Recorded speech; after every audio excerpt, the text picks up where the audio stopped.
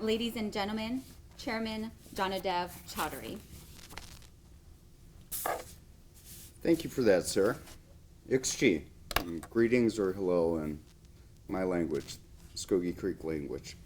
Thank you for joining us today at the National Indian Gaming Commission headquarters here in Washington, D.C. to discuss the 2014 Indian gaming revenues. Before I begin, let me say a few words about today's video format. I appreciate everyone's patience as we break new ground in our continuing efforts to enhance our technological capabilities. In various settings, I've repeatedly laid out priorities that I believe are well targeted to ensure the sound regulation of Indian gaming. One of those priorities in particular is to leverage technology. I would like to point out that this is the first time that we as an agency have used streaming online video to disseminate information. We're committed to being open and transparent and to strengthening our communication with all relevant stakeholders. With that said, let me transition to discuss the 2014 gross gaming revenues. Under this administration, we have had a renewed commitment to consultation, training, and technical assistance, and we remain committed to working with our tribal regulatory partners, numbering well over 5,400, to ensure compliance and a level playing field in Indian gaming. Over the last several years, our regulatory review has provided much needed reform to meet the needs of a changing industry.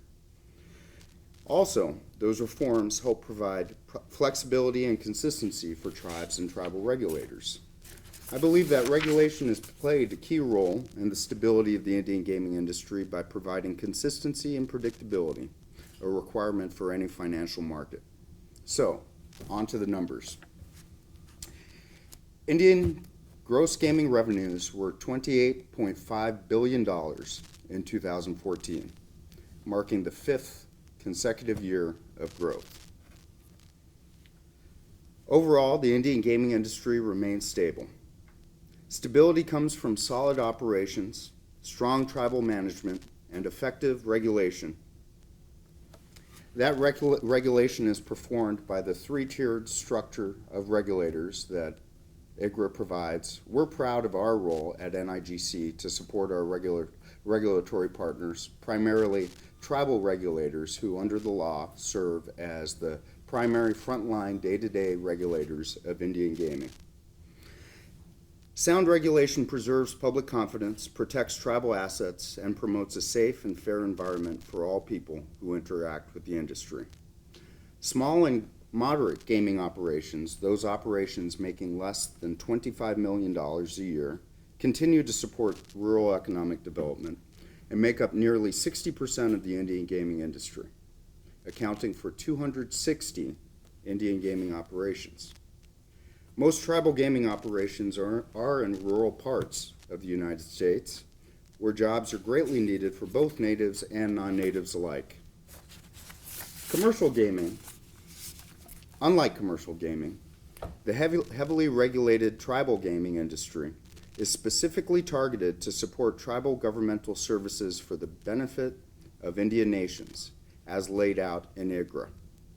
At the NIGC, we have set policy that we believe effectively balances tribal sovereignty with our regulatory responsibilities. Our policy direction will continue to provide consistency and predictability within the industry. To fulfill the NIGC's mandate to maintain the integrity of Indian gaming, promote tribal economic development, self-sufficiency, and strong tribal governments, and to ensure that tribes are the primary beneficiaries of their gaming activities, the Commission has adopted the following principles. First, act with an appropriate agency authority to mitigate activity that jeopardizes the integrity of Indian gaming and, by extension, the valuable self-determination tool that it represents. Second, swiftly act on anything that jeopardizes the health and safety of the public at gaming establishments, including employees and patrons. Third, engage in sound regulation without unnecessarily stymieing the entrepreneurial spirit of tribes. Fourth, protect against anything that amounts to gamesmanship on the backs of tribes. As someone who has witnessed the undeniable benefits Indian gaming has provided to many, many Native communities, I know the importance of protecting it. An efficient, well-functioning, and effective regulatory structure protects the industry and promotes its integrity and health. I thank you for your time today. I will now turn it over to our Finance Director, Ms. Yvonne Lee. Good morning. I'm Yvonne Lee, Director of Finance for the National Indian Gaming Commission. The 2014 GGR of $28.5 billion represents a 1.5% growth in revenue from the 2013 GGR of $28 billion. Overall, the Indian gaming industry as a whole has shown continuous but moderate growth in the past 10 years, except during 2008 to 2009 when the entire global economy receded. Since 2009, the Indian gaming industry has been experiencing annual growth. I'd like to start off by explaining what is gross gaming revenue. Gross gaming revenue, or GGR, is the amount wagered minus the winnings returned to players. GGR is the figure used to determine what a casino or other gaming operations earns before salaries, compact fees, and other expenses are paid. It is the equivalent of sales, not profit. Gross gaming revenue should not be interpreted as profit margin. These are revenues earned before expenses are paid. The 2014 GGR is calculated based on 459 independently audited financial statements received from 237 tribes. I would like to highlight a couple of significant findings throughout NIGC's administrative regions. The Oklahoma City region showed the largest percentage of growth at 7.5%, or $141 million. The Sacramento region had the largest amount of $305 million growth, or 4.4% increase. In addition, the top 3 regions with the highest gaming revenues overall were Sacramento, which includes California and Northern Nevada, with GGR topping $7.3 billion. Washington, D.C., which includes 4 Gulf states and 3 Eastern states, with GGR of $6.8 billion. And the St. Paul region, which encompasses 9 Great Plains states, with GGR of nearly $4.7 billion. As the chairman pointed out, each region is unique in terms of number of facilities, populations, and tribe. For complete details, please visit our website at nigc.gov/media. The NIGC's GGR release provides the most comprehensive revenue data of the Indian gaming industry each year. GGR also provides a regional view of revenues figures. Following this press conference, the NIGC will provide charts and graphs depicting the information I have shared with you today. Thank you.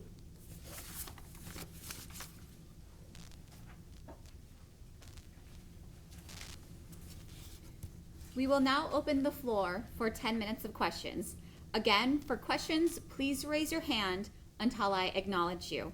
For those of you that would like to ask questions over the phone, you may do so by pressing *1.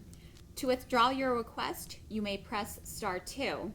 For those of you online, you may enter your question in the text box to the right at any time. Please provide your name and your affiliation for the record and for whom your question is directed to.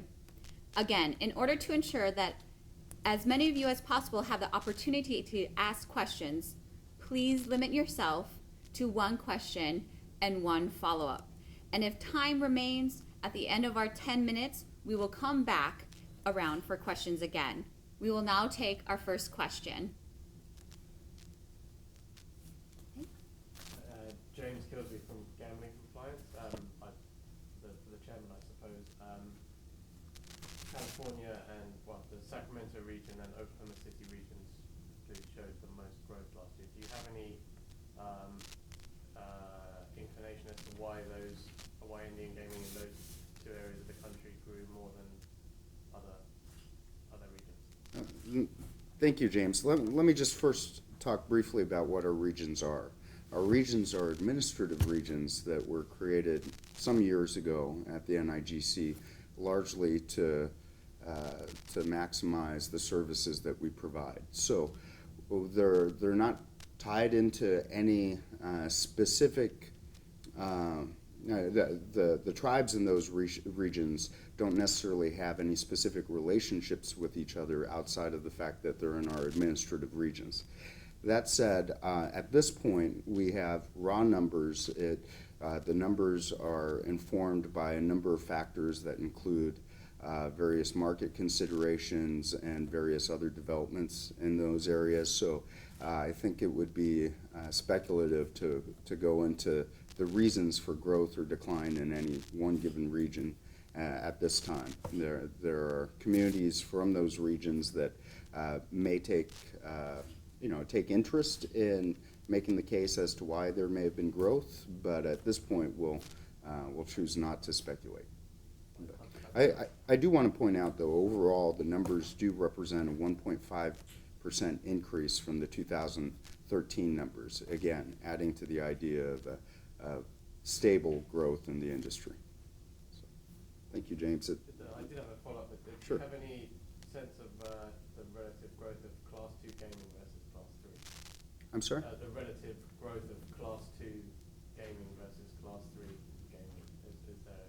Has one grown greater? Thank you, James. And for those watching on video streaming, the question related to any ideas about the relative reasons for the relative growth of Class 2 versus Class 3.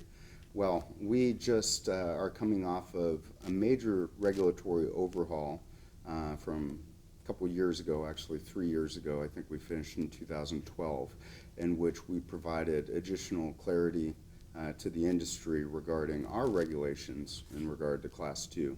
We'd like to think that had a beneficial impact. I don't think it's a stretch to say that it did have a beneficial impact. I think anytime you're providing clarity and predictability to an industry, that helps an industry optimize its market opportunities. So while I think it would be inappropriate for us to take credit, we were proud of the regulatory overhaul that, as an agency, we conducted.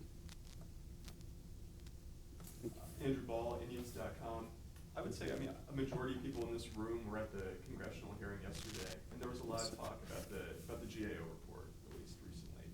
And it wasn't particularly critical of your agency, but it did provide a lot of suggestions. But do you think these numbers validate what you have been doing and what your regulators across the country have been doing? Thank you so much for the question. So yes, we are here today to talk about the GGR numbers, but I did actually reference the GGR numbers, or gave a preview. I didn't lay out the specific numbers, but I did give a preview of what to expect in today's press call. And the reason I did that was to make the point that for 5 years, there's been consistent, stable growth in the industry, and one of the conditions for stable growth is a healthy, well-regulated industry.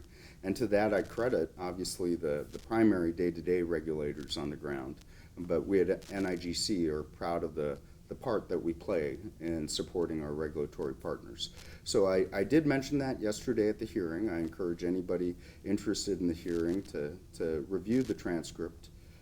Overall, one of the hallmarks of the larger discussion about the integrity of Indian gaming is the fact that Indian gaming is truly an American success story, and we're proud of the role that we've played as regulators in contributing to that.